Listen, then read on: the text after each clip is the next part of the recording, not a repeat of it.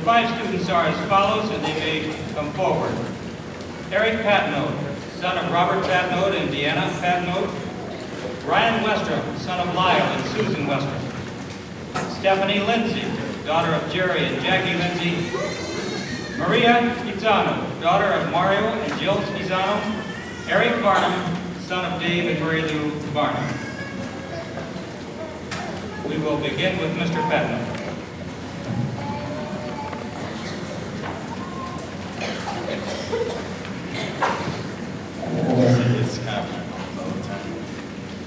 All right, I'm a little nervous here, but I think we're all a little nervous, just to speak a little bit more. I just want to ask you first if we could remove our hats and have a little prayer for us.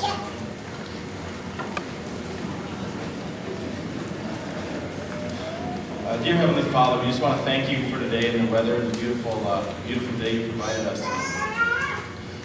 I just want to thank you tonight for the wonderful class that you've given us, or that you've given me, and I want to thank you for the 12 years of high school that I've been able to share with my classmates, Lord. And we just want to thank you for bringing our parents and our families and our friends here tonight to witness this. And we just want to thank you for being the awesome God you are. Please bless this ceremony tonight and help calm the nerves of the speakers, Lord, and please grant the safety of the people as they are tonight. Lord, in the future, help us use the tools and talents that we've developed here to serve you and our country better as we stride into the future. God, be with us tonight as we remember our friend and classmate Brian Balderston. Please continue to comfort his family and friends. Again, God, just bless this ceremony and thank you for granting us the opportunity to be here tonight. In your name we pray.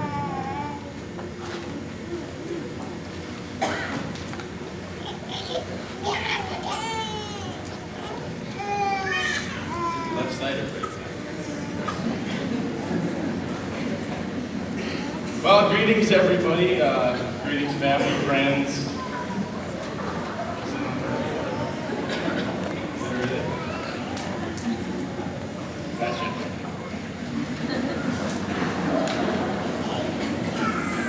Greetings family, friends, students, teachers, etc., alumni. Okay.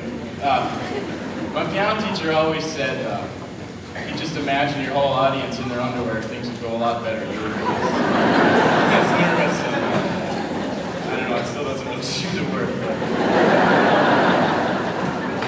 it's truly an honor to be here tonight, speaking for all you guys and for everybody here.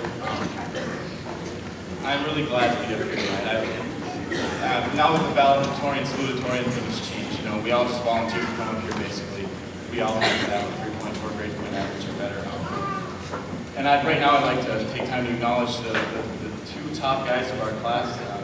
That was Ryan Westrom and Eric Barnum. They both had 41 wins. And I think they should be recognized.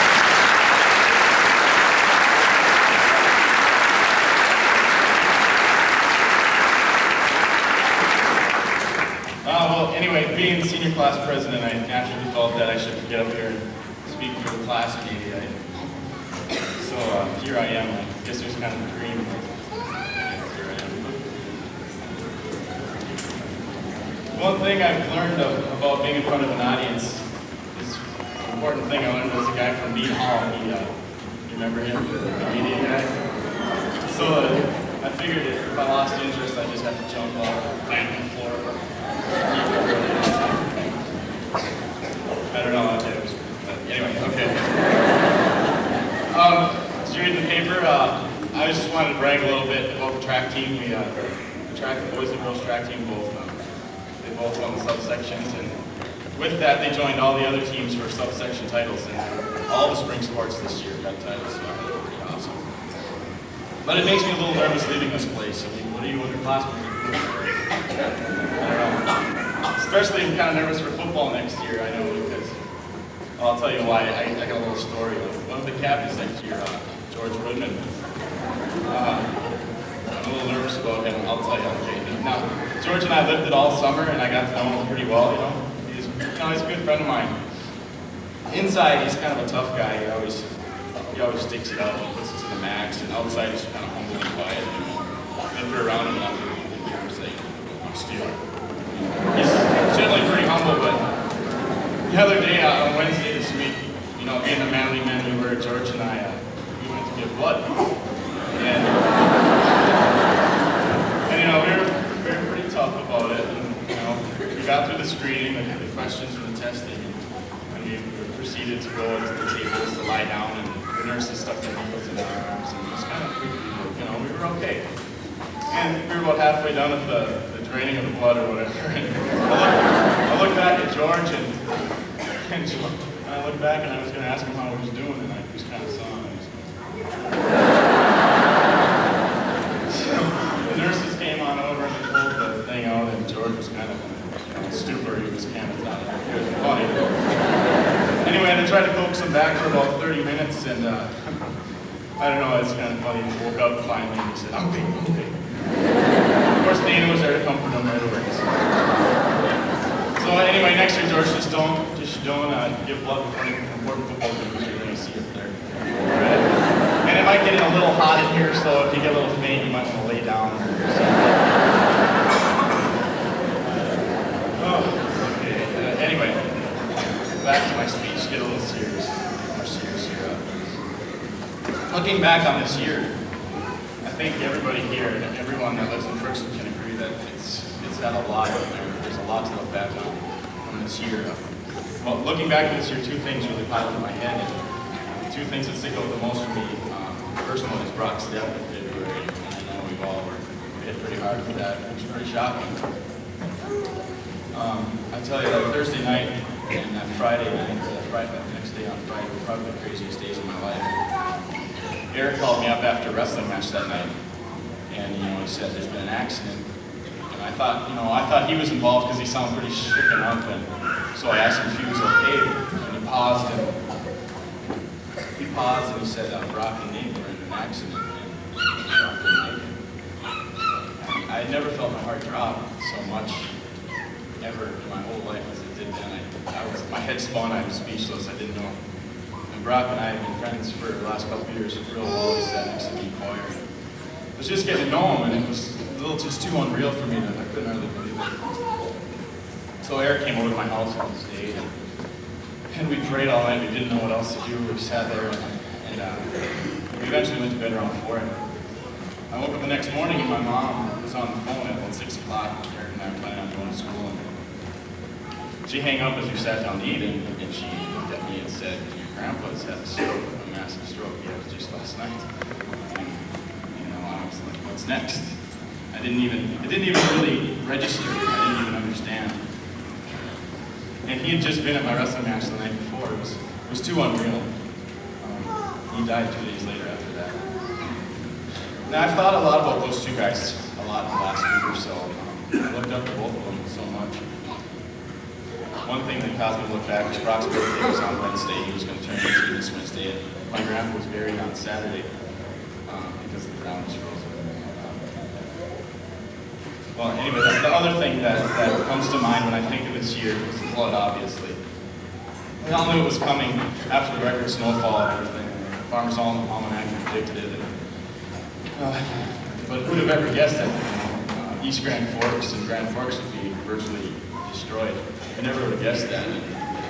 It's only by our strategic dike placement and by our massive sandbagging and a little luck and a lot of divine influence that we actually were spared. I still marvel at how, you know, we could survive. You know, the river was a whole foot over what the all-time record was, and we stifled that. And I guess, I mean, the truth is, Samson and the Woods edition should really be here today. I just want to applaud the community for having such a good effort. So looking back on these events, this has really been a big test for me, and I know it's probably been a big test for all of us in the community on our faith and our patience and our emotions. But I'm really proud to say that Crookston's done very well, really fared well. Just during these events, we've really got a glimpse of our community, how it is on the inside, where it really counts. Through it all, we've got the opportunity to look at ourselves and others and see the true colors. I mean, everybody was surrounded after Brock died. Everybody surrounded friends and family so well. Everybody was just there. It formed this big network of love and support from Marshall, Vicky, and Michelle. And it's really amazing to see it all happen. And all because of it, all these friendships were fortified and strengthened. Rockstead truly really brought everybody together. And when the flood crisis arose, everyone helped by baking food, sandbagging. I mean, Frank Fee was on the news for 24 hours a day that it was going to fall over. It's just amazing. It was amazing for me to see this community rally like it did this year. It was really privileged to see. I remember thinking when we were sandbagging, this is really what the community looks like. Everybody was working together. It was something else. If there's one thing I'm going to say tonight that maybe you remember or think of, I just want to say how proud I am of Crookston. I'm proud of the students here. I'm proud of all my classmates and everybody in Crookston. For the first time ever in my life, I've really felt proud of this community. And these people really care here. I didn't really know that. The community had really never had a chance to prove that. So tonight, I just want to leave you with a challenge. For all who continue to live here, I know we're all leaving, but I just want to give you a challenge, everybody in this community, to keep caring like you are. This is a really awesome town, and I'm so proud of it. We've got a new school and new flyer and new American and McDonald's and everything. Our community's making real strides, and that's all great, but really people are what make this community. And let's just try and maintain our small town status and just keep Crookston an ideal place to live. So my challenge for you tonight is to keep Crookston to be a caring,